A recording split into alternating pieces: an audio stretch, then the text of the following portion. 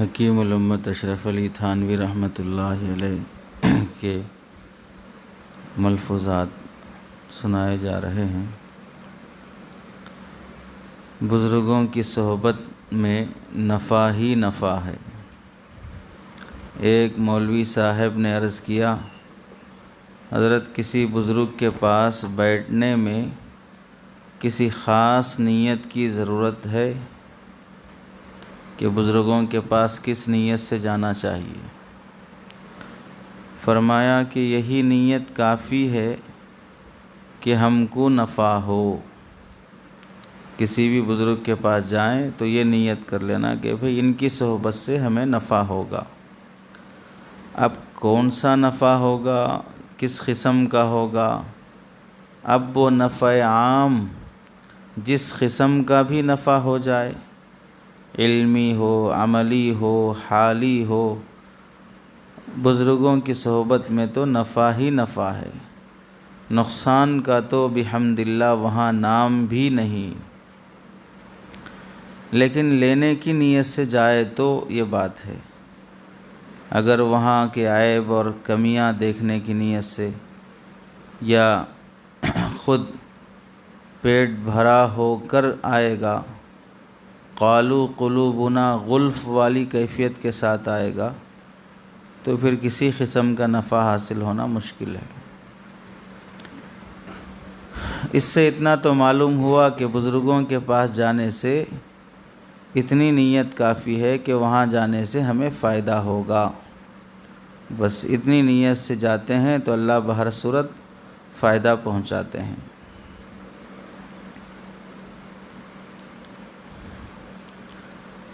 امراض باطنہ کی تشخیص و تدبیر شیخ کا کام ہے۔ ایک صاحب کے سوال کے جواب میں فرمایا، شیخ کے متعلق جو کام ہیں وہ یہ تھوڑا ہی ہیں کہ کتاب پڑھا دی یا حقیقت بیان کر دی، یہ کام تو استاد کا ہے۔ امراض باطنہ رذیلہ کی تشخیص کرنا، اس کی تدبیر کرنا اور تجویز طے کرنا، یہ کام شیخ کا ہے۔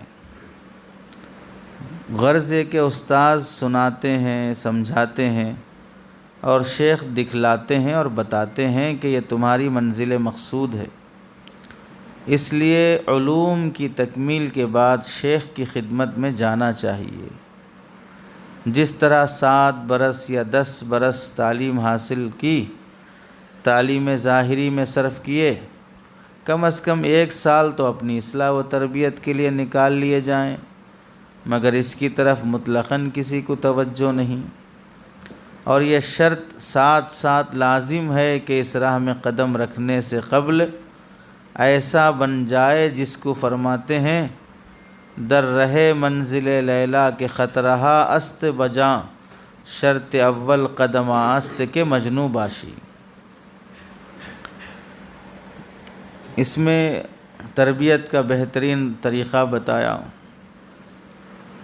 فرماتے ہیں کہ تکبر کسے کہتے ہیں، تواضع کسے کہتے ہیں، حسد کسے کہتے ہیں، کینہ کیا ہوتا ہے، ان سب کی تعریف، ان سب کا حکم بیان کرنا شیخ کا کام نہیں ہے۔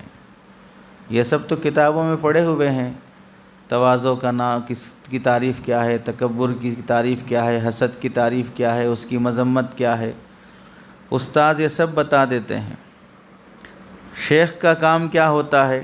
تمہارے اندر تکبر ہے یا نہیں ہے، وہ تجویز کرنا رہتا۔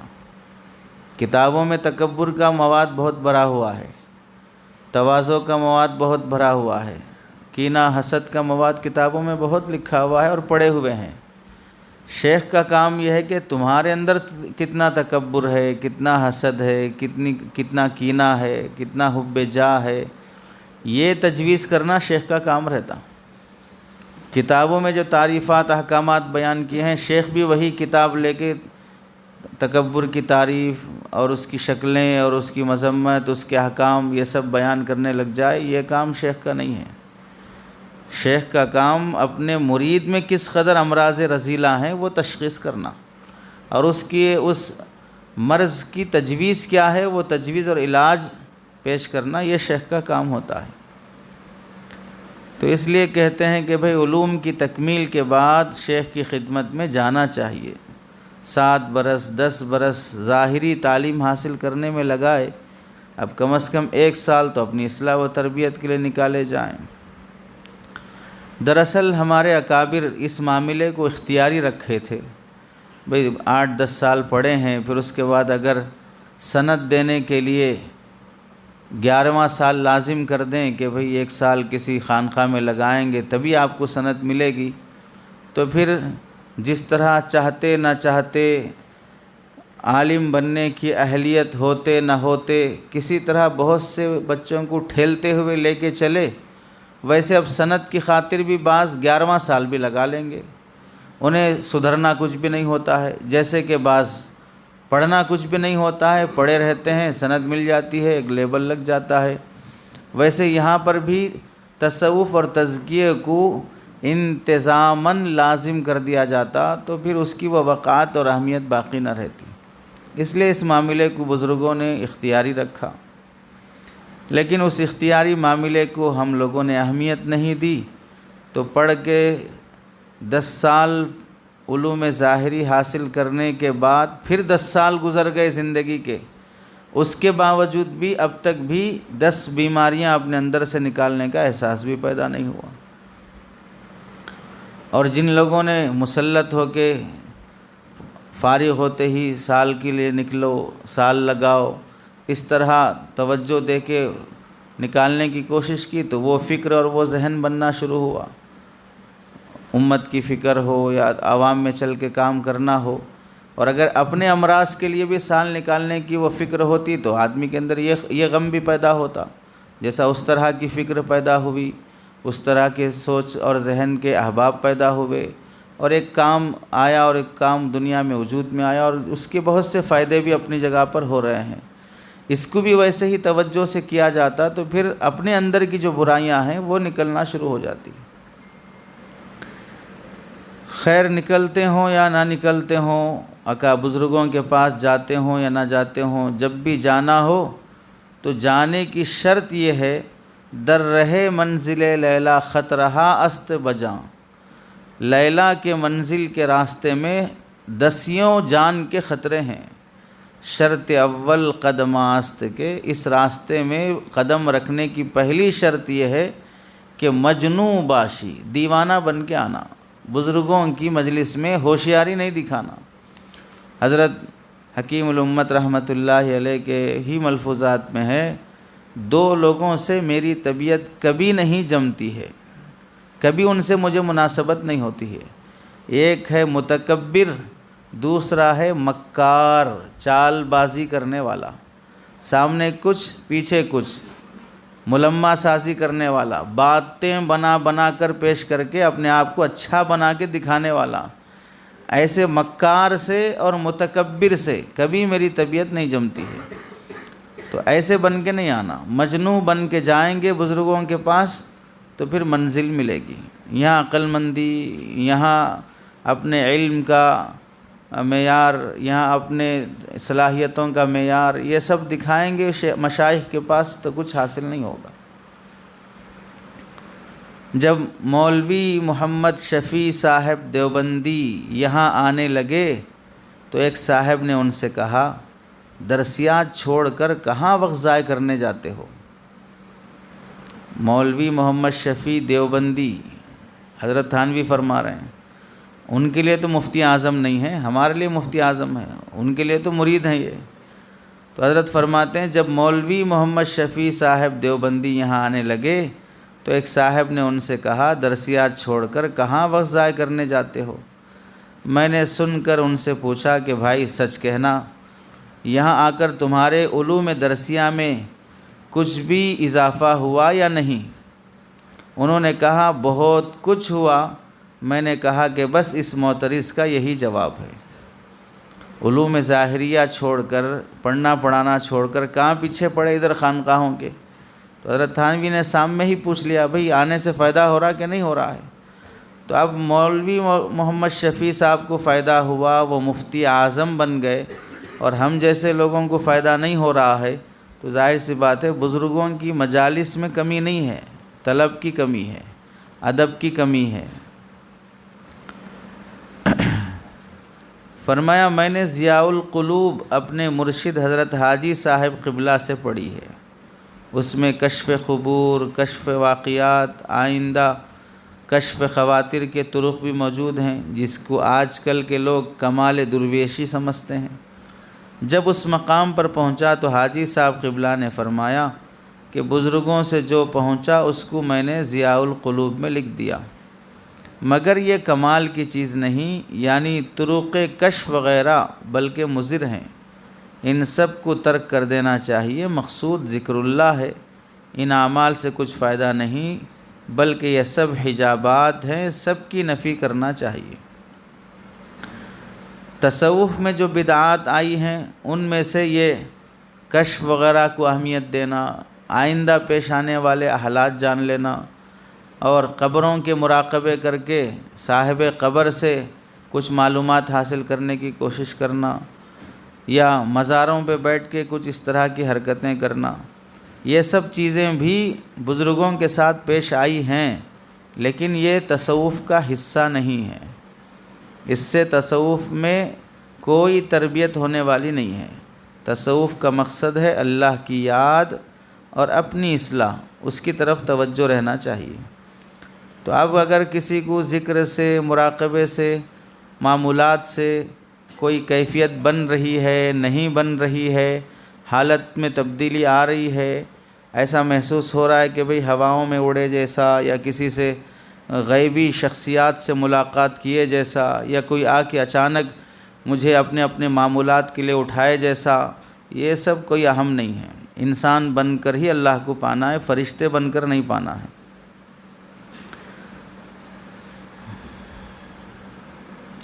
احوال قابل التفات نہیں، اصل چیز اتباع شریعت ہے۔ فرمایا کیفیات دو قسم کی ہیں، ایک کیفیات روحانیہ، دوسری کیفیات نفسانیہ۔ کیفیات روحانیہ مشاہدہ اور غلبہ ذکر ہے، جس کے آثار سہولت اطاعت اور شوق فرما برداری ہے، اور اس پر رضائے باری موعود ہے۔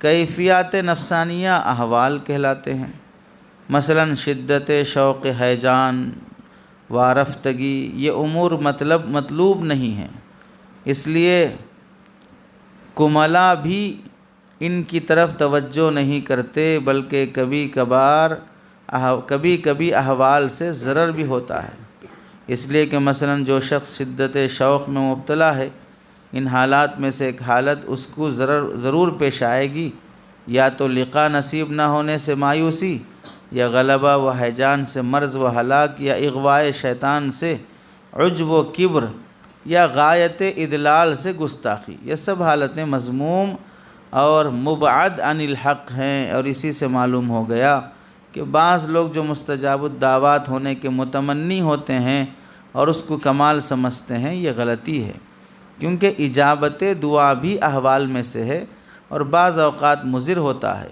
اور نیز جو شخص مستجاب الدعا ہو گیا وہ اجابت دعا کے وقت ضرور غور کر لے اور دیکھے کہ اس سے قرب خداوندی میں کچھ کمی بیشی ہوئی یا نہیں۔ اگر قلب نفی میں جواب دے اور ضرور ایسا ہوگا تو سمجھ لے کہ مستجاب الدعوات ہونا کوئی کمال نہیں ہے۔ اس کے بعد دیکھے کہ اگر میں ایک مرتبہ سبحان اللہ کہتا ہوں اس سے کچھ قرب حاصل ہوتا ہے یا نہیں۔ اگر شریعت و طریقت ازدیاد قرب کا فتویٰ دے تو یقین کر لے کہ مستجاب الدعا ہونا ذکر لسانی سے بھی متأخر المرتبہ ہے۔ پس اس سے یہ بات خود واضح ہو گئی، احوال قابل التفات و توجہ نہیں۔ بہت گہری بات ہے۔ سالک کو سلوک میں چلتے ہوئے جو کیفیات پیش آتی ہیں وہ دو طرح کے کیفیات ہیں، ایک کیفیات روحانیہ، دوسری کیفیات نفسانیہ۔ کیفیات روحانیہ کا دوسرا نام ہے مشاہدہ اور غلبہ، کیفیات نفسانیہ کا دوسرا نام ہے احوال۔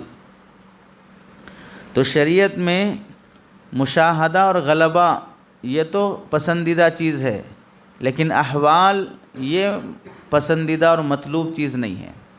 دونوں کی علامت اور دونوں کا فرق کیا ہے؟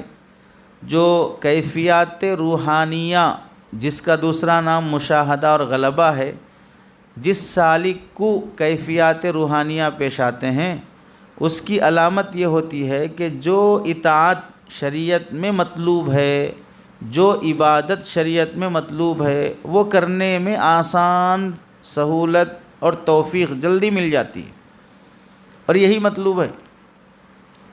اگر ذکر کرتے کرتے، مراقبہ کرتے کرتے ہماری یہ کیفیت بننا شروع ہوئی کہ تہجد کو اٹھنا سوچے، اٹھنے کی توفیق مل گئی، سنت پہ چلنا سوچے، سنت کی توفیق مل گئی، بدعت سے بچنا سوچے، بدعت سے بچنے کی توفیق مل گئی، گناہوں سے بچنا سوچے، بچنے کی توفیق مل گئی۔ تو یہ جو حالت ہے، یہ حالت کیفیات نفس روحانیہ کی ہے، اور یہ مطلوب ہے، چونکہ ذکر اور سلوک سے یہی چیز چاہی جا رہی کہ بندہ سنت اور شریعت پہ چلے، اللہ کی اطاعت میں، فرما برداری میں بندے کا شوق آگے بڑھتے جائے، ڈھونڈ ڈھونڈ کر سنتوں کو تلاش کر کر کے کرنے کا جذبہ ہو۔ اس پر اللہ تعالیٰ کی رضامندی بھی موقوف ہے، بلکہ اللہ کا وعدہ اسی اطاعت پر ہے۔ دوسرا ہے کیفیات نفسانیہ، اس کو احوال کہتے ہیں تصوف کی زبان میں۔ اب احوال میں سے ایک حال یہ ہوتا ہے کہ اگر آدمی کو سلوک میں چلتے چلتے کسی بھی عبادت کا ایسا شوق پیدا ہو گیا کہ گھنٹے گھنٹے وہی کام کر رہا ہے، دوسرے کام نہیں کر رہا ہے، مثلا مراقبے کا شوق پیدا ہو گیا، اب تکبیر اولیٰ بھی چھوڑ دے رہا ہے، خالی مراقبے میں بیٹھا ہوا ہے، سنت بھی چھوڑ دے رہا ہے، مراقبے میں بیٹھا ہوا ہے، تو یہ جو حال ہے یہ کیفیات نفسانیہ کا حال ہے۔ یہ مطلوب نہیں ہے کہ اگر کوئی کام کرنا شروع کیے تو گھنٹے وہی کام کر رہے ہیں، تو اس سے ہوگا کیا؟ بعض مرتبہ ایسی کیفیات پیدا ہونے سے کسی نہ کسی نقصان کا سالک شکار ہو جاتا ہے۔ اب گھنٹے گھنٹے کرنے کے بعد پھر اس کے بعد وہ شدت شوق یا جو حالت بنی تھی وہ کم ہونا شروع ہو گئی تو اکتاہٹ ہو جاتی۔ اس کے بعد یہ ہوتا بھئی کرنے کے دنوں میں بہت کر لیے ہم، تم تو اب آدھا گھنٹہ بیٹھ کے بول رہے ہیں، ہم 10 گھنٹے کر لیے ہم۔ اس کے بعد سے اس عمل کی طرف آنے ہی من نہیں کرتا بندے کا، اور اس کی نحوست سے دوسرے اعمال بھی کرنے کا من نہیں کرتا۔ پھر اس کے بعد یا تو یہ نقصان ہوگا کہ اتنے گھنٹے مراقبہ کرنے کے بعد بھی ایک سبق آگے نہیں بڑھا ہمارا، کیا فائدہ کر کے، تو مایوسی والی کیفیت طاری ہو جاتی۔ ہم سمجھے یہ کیفیات، یہ احوال جا کے سنائیں گے تو شیخ صاحب جلدی خوش ہو کے آگے کا سبق دے دیں گے، تو کچھ بھی نہیں ہوا، اپنے حساب سے چلنا ہے بس۔ اب زیادہ محنت کر کے جلدی آگے بڑھنے کا سوچے تو وہاں سے کچھ بھی ہونے والا نہیں ہے۔ حضرت پیر صاحب رحمۃ اللہ علیہ کے ملفوظات کی ترتیب چل رہی ہے، اس میں آیا حضرت سے ایک سالک نے پوچھا، اب وہ حضرت کے سالک نہیں رہے بلکہ حضرت کے خلفاء میں سے ہو گئے، وہ حضرت سے ایک مرتبہ پوچھنے لگے کہ حضرت آگے کا سبق دے دیجئے، تو حضرت رحمۃ اللہ علیہ نے ڈانٹ کر فرمایا، کیا شیخ اندھا ہوتا ہے؟ اسے نہیں معلوم کہ سالک کا کب سبق آگے بڑھانا چاہیے؟ سالک کو درخواست کرنا پڑے گا کہ مجھے سبق آگے بڑھائیے، شیخ کو اس کا احساس نہیں ہوتا کہ سالک کا سبق کہاں ہے اور اس کیفیت کیا ہے، بڑھانا کہ نہیں بڑھانا ہے، اسے سالک رہبری کرنا پڑے گا شیخ کو نہیں معلوم ہو رہا، اس واسطے سالک بول کے دے رہا کہ یہ آپ اٹک گئے ہیں، آپ جیسے قاری امام قرات کرتے کرتے اٹک گیا، پیچھے والا لقمہ دیا تو قاری صاحب آگے بڑھ رہے ہیں، ویسا شیخ صاحب اٹک گئے سالک کو سبق دینے میں، اب سالک لقمہ دے رہے ہیں شیخ صاحب کو کہ آپ سبق آگے بڑھائیے، میرا مقام مرتبہ آگے بڑھائیے۔ تو بعض مرتبہ یہ حالت ہو جاتی ہے کہ جو حق ہے اس سے انسان دور ہو جاتا ہے، اس لیے کیفیات نفسانیہ اور کیفیات روحانیہ دونوں کا فرق معلوم ہونا، دونوں کے احوال سے اپنی زندگی کو تولنا، یہ سب چیزیں کسی کامل شیخ کی صحبت میں ایک لمبا عرصہ ہم جیسے نادان لوگوں کو رہنے سے پتہ چلتا ہے کہ اصل چیز سلوک میں مطلوب کیا ہے۔